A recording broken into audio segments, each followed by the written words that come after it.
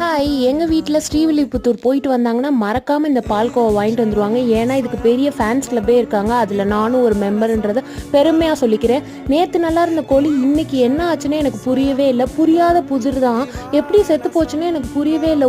இன்னொன்று ரொம்ப மிஸ் பண்ணுது போல். இது பேசாமல் கோழி கொஞ்சம் விற்கிறவர்கிட்டே இருந்திருக்கலாம் போல். அது அப்போயாவது உயிரோடு இருந்திருக்கும் போல். ரொம்ப சேடாக இருந்துச்சு. நானும் இப்படி அப்படின்னு டிஸ்ட்ராக்ட் பண்ணி பார்க்குறேன். அதை இன்னொரு கோழி கொஞ்சம் ரொம்ப மிஸ் பண்ணுது போல். இந்த விஷயம் எனக்கு புரியுது, பட் என்னால் தான் அதை அக்செப்ட் பண்ணிக்க முடியல. இப்போ பாருங்கள், நேற்று நல்லா இருந்த கோழி குஞ்சு இன்னைக்கு எப்படி செத்து போச்சுன்னே எனக்கு புரியலை. ரொம்ப நாளைக்கு முன்னாடி என்னோட சிஸ்டர் ஸ்கின் கேர் கேட்டிருந்தாங்க. அதனால இன்னைக்கு ஸ்கின் கேர் பண்ணலாம் அப்படின்னு சொல்லிட்டு நானுமே ஸ்கின் கேர் பண்ணி ரொம்ப நாள் ஆச்சு. மில்க்கும் கோதுமை மாவும் எடுத்து ஃபேஸில் அப்ளை பண்ணுங்கள். ஒரு இன்ஸ்டன்ட் க்ளோ வேணும்னா, டக்குன்னு நீங்கள் ஃபங்க்ஷனுக்குலாம் போகணும் அப்படின்னு சொன்னால் ஒரு 5 மினிட்ஸ்லேயே ஒரு இன்ஸ்டன்ட் க்ளோ கிடைக்கும். இந்த ஃபேஸ் பேக் போட்டிங்கன்னா இதோட ரிசல்ட் பாருங்கள், என்ன ஒரு இன்ஸ்டன்ட் க்ளோ இருக்குது அப்படின்னு சொல்லிட்டு. பை.